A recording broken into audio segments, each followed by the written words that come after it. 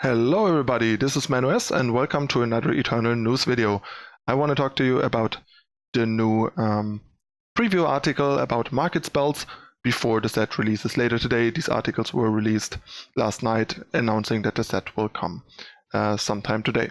So let's dive right in. Alright, so first we have Transpose.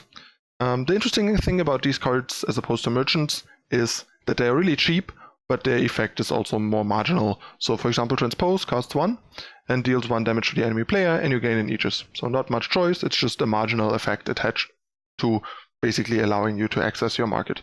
And the markets for these cards are black markets again, but you may swap a card from your hand with a 4-cost card in your black market, so it's very specific about the cost. As you may or may not notice, this card doesn't restrict the color, so this card can get any 4-cost card in your market, no matter what color. They also mention at the bottom that they changed the restriction and now you can save markets with off-color cards. So that works, especially if you run like versions of these cards and merchants in the same deck. While in the past the merchant would have restricted you at what colors can be in your market when you save your deck. This is not the case anymore. Merchants obviously still work the same and can only access cards of the color they mention, but it is important that you can play like various colors of 4-cost cards in your black market in order for Transpose to work. The card's not like that great since the effect is so-so, but it has some utility and it depends largely on what colors you are in your deck and how many like good 4-cost cards your deck has in its colors that you can put in your black market. But it's definitely a pretty interesting design, so looking forward to that.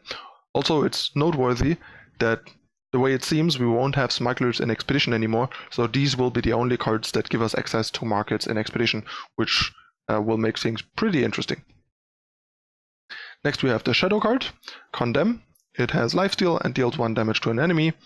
If it dies this turn, it gets Voidbound. So this is a whole lot stronger since, first of all, you gain a health, and you also have the option to trade with a card, like you can ping a 1/1 or finish off something in combat.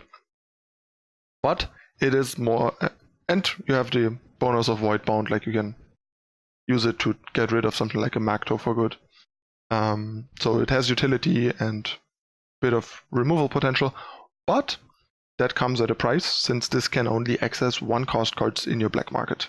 So the spell is stronger, but it can only get like cheaper, lower powered cards in your market. That can be a bad thing, but it doesn't have to be, because we all know cheap market cards are great, and that means, for example, some of the good cards this can get is Edict of Makar, for example.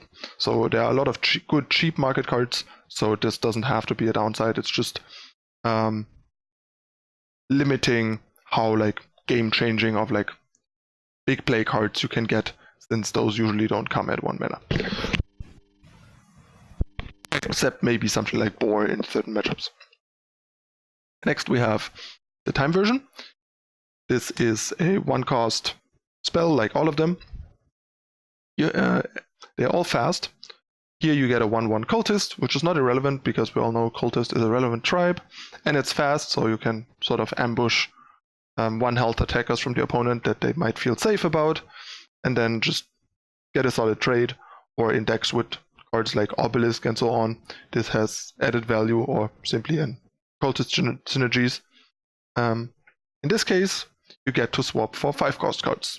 So this is going to be really interesting with these cost limitations, because it depends what colors you combine, means like in 2-color decks, which 2-cost ranges you have access to, and so on. So not sure how I'm gonna like the restriction of cost tied to color, so it kind of might put certain colors and color combinations at a huge advantage or disadvantage. But I would imagine that they tested this a lot and chose the costs very like deliberately to watch what color they are tied. So we'll have to see how that is gonna play out. And then we have the Justice version. Give a unit flying permanently, and you get access to 3-cost cards. Flying is pretty strong, so that's a decent marginal effect. But yeah, so far the Shadow and Time one looked the most appealing. And then we have the Fire one, which is arguably the strongest one if you ask me. You deal 2 damage to a unit for 1 mana, fast spell, which is pretty great. And then you have access to 2-cost cards. So I think this is like straight up better than the Shadow card in terms of power level. The Shadow card has a bit more utility and can like finish a player on 1 health. But this just has the most real impact and is the closest to being a real card while giving you market access. So I would argue this puts Fire in the best position to start in Expedition with these. And this is also the most appealing one in Throne, probably for similar reasons, together with the Shadow one. And yeah, here the market rules change. You can read up on that again yourself if you want to. Yeah, it's pretty interesting. I really like that they further explore the market mechanic and ways to implement it. And this is an interesting, creative new way of playing with markets.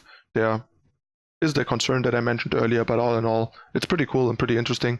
And we'll see how it is going to play out in Expedition especially, but in both formats generally, and in deck building, and how it affects like balancing of colors. Yeah, so the set should drop later today. According to the article, it says it will be released tomorrow on the 11th, which we have now. Technically, according to their time, it's still the 10th. So we don't know at what time on the 11th they will release it.